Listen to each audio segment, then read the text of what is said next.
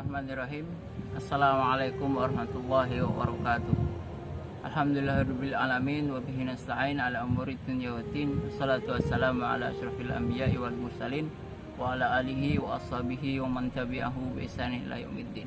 Anak-anakku sekalian, Allah Subhanahu wa taala berfirman, "Innas salata kanat 'alal mu'minina kitaban mawquta." Sadaqallah sadaqatul karim. Allahumma arhamna bil Quran. Anak-anakku sekalian yang disayang oleh Allah Subhanahu wa taala, tentunya Ustadz ingin selalu mengajak kalian untuk selalu bersyukur kepada Allah Subhanahu wa taala. Ya, kita bisa bernafas di mana di pagi hari, tentang pagi hari itu Allah Subhanahu wa taala berfirman, "Was-subhi idza tanaffas." Dan demi waktu pagi idza tanaffas, ketika bernafas. Jadi kalian bisa bayangkan ketika bayi pertama kali dilahirkan ibunya, keluar dari kandungan ibunya, dari perut ibunya, kemudian dan dia bisa bernafas, itu menghadirkan kebahagiaan. Dan harusnya ketika tiap pagi kita juga merasakan bahagia, bukan menjadi orang-orang yang kemudian sudah menyerah terlebih dahulu, padahal itu pada waktu pagi hari, sudah lemas, sudah loyo terlebih dahulu di pagi hari. Padahal Allah Subhanahu wa taala berfirman tadi, was-subhi idza tanafas, dan demi waktu pagi ketika bernafas. Jadi harusnya bersemangat. Nafas itu kan memberikan kehidupan, membuat tanda dari manusia hidup. Tanda dari hewan hidup adalah bernafas. Manusia hidup dengan bernafas. Dan makanya ketika pagi hari kita harusnya bersemangat untuk selalu beraktivitas dan melakukan suatu halnya, dan orientasinya adalah untuk Allah Subhanahu wa taala. Salawat serta salam selalu tercurah kepada Rasulullah Shallallahu alaihi wasallam, keluarganya, para sahabatnya, dan orang-orang yang senantiasa meniti jalan beliau hingga hari kiamat kelak. Anak-anak sekalian yang dirahmati oleh Allah Subhanahu wa taala, kalau Ustadz katakan kepada kalian, kira-kira Ustadz mengada-ada atau tidak? Dan Ustadz ingin katakan ini kepada kalian, anak-anakku, Ustadz ingin mengubah dunia. Anak-anakku, Ustadz atau saya mau mengubah dunia. Kalian mungkin akan menganggap itu sebagai sebuah utopia. Kalian tahu utopia? Utopia itu artinya mengada-ada, aneh. Gak mungkin lah Ustaz, bagaimana mengubah dunia yang sudah mapan ini, yang sudah nyaman ini. Dunia perlu diubah ketika dia tidak selaras dengan apa yang Allah Subhanahu wa taala tentukan di dalam kitab sucinya Al-Quran. Bukankah manusia sudah menghancurkan atau merusak bumi ini sehingga terjadi bencana di mana-mana, banjir dan sebagainya? Ketika Ustadz mengatakan saya ingin mengubah dunia kepada kalian, Ustadz ingin mengubah dunia, ketika Ustadz katakan itu bukan dengan mengada-ada. Karena bisa jadi apa yang Ustadz lakukan sekarang akan punya efek 10 tahun ke depan, akan punya efek 20 tahun ke depan, akan punya efek 30 tahun ke depan, atau bahkan mungkin 100 tahun atau 500 tahun ke depan. Jadi bukan sesuatu yang mengada-ada ketika Ustadz katakan bahwa Ustadz ingin mengubah dunia. Dan tentunya Ustadz ingin mengajak kalian, ayo mari kita mengubah dunia. Mari kita mengubah dunia. Ketika kita ingin mengubah dunia, maka jangan bayangkan bahwa itu adalah sesuatu atau satu aktivitas dengan pekerjaan-pekerjaan besar, satu aktivitas dengan kegiatan-kegiatan besar dan sebagainya. Tidak, mengubah dunia itu bisa dilakukan dengan sesuatu yang sepele menurut pandangan orang, tapi itu bisa kita lakukan dan menurut kita itu adalah sesuatu yang besar. Mungkin kalian akan tanyakan, Ustadz katanya Ustadz ingin mengubah dunia, Ustadz mau mengubah dunia, apa yang Ustadz bisa lakukan? Maka Ustadz katakan kepada kalian, untuk mengubah dunia yang Ustadz lakukan adalah Ustadz akan bangun pagi hari sebelum subuh. Ustadz akan melakukan sholat tahajud, kemudian Ustadz akan sholat subuh berjamaah. Setelah sholat subuh berjamaah, Ustadz akan tadarus dan murojaah. Kemudian Ustadz akan mandi dan sarapan. Kemudian Ustadz akan berangkat sekolah dan menyampaikan ilmu kepada kalian. Itu yang Ustadz lakukan agar Ustadz bisa mengubah dunia. Bagaimana Ustadz dengan aktivitas seperti itu bisa mengubah dunia? Ketika Ustadz menyampaikan bangun pagi tepat waktu dan sebagainya, kemudian di pagi harinya juga Ustadz menyampaikan ilmu kepada kalian, bisa jadi apa yang Ustadz sampaikan di pagi hari ini atau esok hari atau setiap pagi itu kepada kalian, murid-muridnya Ustadz, bisa jadi 10 tahun ke depan, bisa jadi 20 tahun ke depan, bisa jadi 100 tahun ke depan. Apa yang Ustadz sampaikan sekarang akan mempunyai efek besar. maka jangan remehkan sesuatu yang sepele, tapi kita lakukan dengan senang hati. Kita lakukan lillahi ta'ala karena Allah subhanahu wa ta'ala. Karena itu tadi, kita ingin melakukan sesuatu yang besar untuk dunia ini. Kita mau melakukan sesuatu yang besar untuk umat manusia. Kita ingin melakukan sesuatu yang besar. Kita ingin menjadi orang yang berhasil dan sukses dunia dan akhirat. Maka jangan remehkan sesuatu yang kecil. Agar atau bisa untuk mengubah dunia, atau agar bisa menjadi orang besar, atau agar bisa menjadi orang yang sukses, kuncinya satu: jadilah pribadi-pribadi yang bertanggung jawab. Ustadz sebagai guru punya tanggung jawab Ustadz sebagai guru. Maka Ustadz jangan lalai dengan tanggung jawab Ustadz sebagai guru. Ustadz sebagai suami dari seorang perempuan atau suami dari istri Ustadz, maka Ustadz jangan lalai tanggung jawab Ustadz sebagai seorang suami.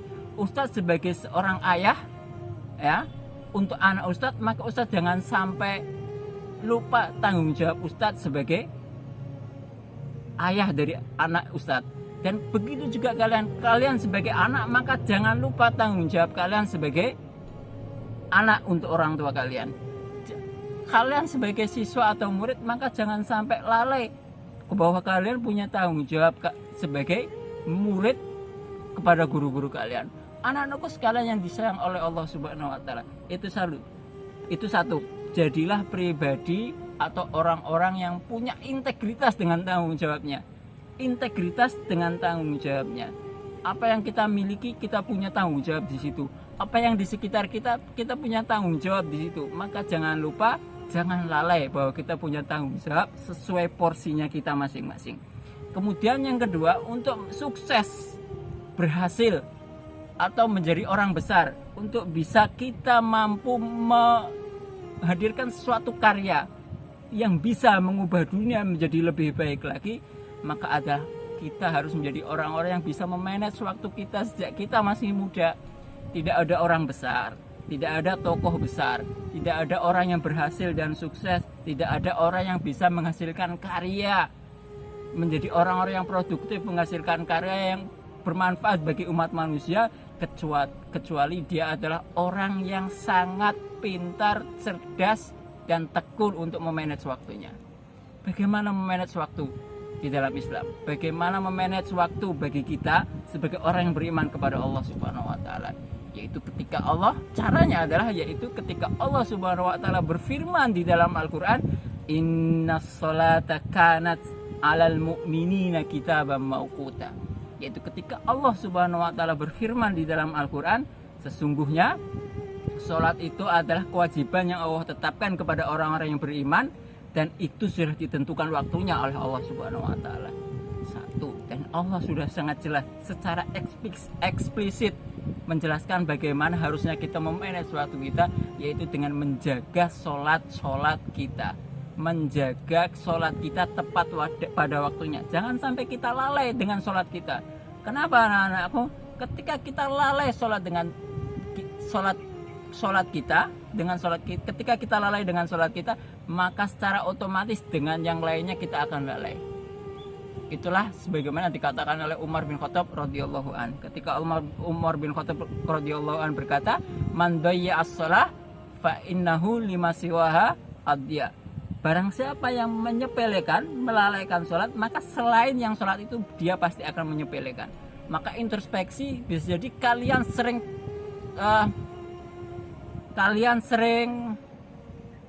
terseok-seok, bahasanya. Kalian sering kesulitan untuk mengerjakan tugas-tugas kalian, tanggung jawab kalian sebagai siswa ataupun sebagai anak, maka bisa jadi kalian introspeksi dulu, evaluasi dari sholatnya. Bagaimana sholatnya? Apakah sholat kalian sudah benar? Apakah sholat kalian sudah tepat waktu? Ketika kalian sholatnya sudah benar dan sudah tepat waktu, ingat tepat waktu, maka disitulah sholat 5 waktu itulah kita jadikan patokan untuk memanage waktu kita. Bagaimana Ustaz maksudnya? Begini caranya. Ketika kita sholat subuh, maka jadikan sholat subuh itu sebagai patokan kita memanage waktu-waktu kita berikutnya. Sholat subuh tepat waktu dan berjamaah. Kita agendakan setelah sholat subuh itu kita mau apa? Tadarus, murojaah, olahraga. Minimal 3 aktivitas itu, tadarus, murojaah, dan olahraga. Kita manage waktu setelah sholat subuh. Jadi memang setiap hari setelah sholat subuh itulah aktivitas kita. Patokan manajemen waktu adalah yang pertama sholat subuh. Lalu apa? Setelah sholat duhur, ketika kalian tidak berangkat ke sekolah, kan kalian ada di rumah, maka jadikan sholat duhur sebagai patokan kedua. Setelah sholat duhur, kalian bisa membaca buku. Tulis setelah sholat duhur dengan untuk membaca buku, kemudian makan siang, membaca buku lagi, kemudian istirahat. Patokannya adalah sholat duhur. Ingat tepat waktu. Ketika kalian sholat duhurnya 1:30, ya sudah berantakan. Ketika kalian sholat subuhnya jam 5:30, jam 6 karena kesiapan, sudah berantakan. Kalian nggak bisa tadarus, kalian nggak bisa murojaah, kalian nggak bisa olahraga. Sholat duhurnya terlambat, tidak tepat waktu, 1:30 atau bahkan mungkin jam 2, boro-boro mau baca buku untuk menambah pengetahuan kalian, wawasan kalian, bahkan mungkin langsung tidur, ya. Sholat asar juga seperti itu. Setelah sholat asar mau olahraga lagi boleh, atau bersih-bersih kamar setelah sholat asar karena malamnya akan kita gunakan kamar kita untuk tidur, itu bisa jadikan sholat asar. Yang penting sholat asarnya tepat waktu. Begitu juga setelah sholat maghrib. Setelah sholat maghrib kita mau apa? Kita mau tadarus lagi, itu bisa. Setelah sholat isya kita mau belajar, bisa. Kemudian kita bikin waktu maksimal jam 10 malam kita tidur. Jadi setiap kita sholat 5 waktu dan tepat waktu, maka jadikan sholat 5 waktu itu sebagai patokan kita untuk melakukan atau menjalani aktivitas kita berikutnya seperti apa. Setelah sholat subuh kita mau apa? Setelah sholat duhur kita mau apa? Setelah sholat asar kita mau apa? Setelah sholat maghrib kita mau apa? Setelah sholat isya kita mau apa? Jam 10 malam kita tidur. Nanti kita bangun lagi pagi hari jam 3 pagi, kita jadikan patokan untuk bisa bangun pagi. Kita tahajud, kemudian setelah tahajud masuk sholat subuh, terus setiap hari seperti itu. Kalian akan bisa menikmatinya. Ketika kalian sudah bisa memanage waktu kalian dengan seperti itu, dengan sangat baik, maka nikmati prosesnya. Allah Subhanahu wa taala berfirman di dalam Al-Qur'an, "Huwallazi khalaqas samawati wal arda fi sittati ayyam." Dialah Allah Subhanahu wa taala yang telah menciptakan langit dan bumi, yang menciptakan langit yang berlapis-lapis itu, yang ada 7 lapis itu, wal arda, dan bumi, fi sittati ayyam, dalam 6 hari. Ustadz, kenapa Allah Subhanahu wa taala menciptakan langit dan bumi dan seisinya itu dalam 6 hari? Bukankah Allah Maha Mampu? Bukankah Allah itu bisa untuk menciptakan langit, bumi, dan seisinya itu dalam sekejap? Memang Allah bisa. Memang Allah Maha Mampu untuk melakukan itu.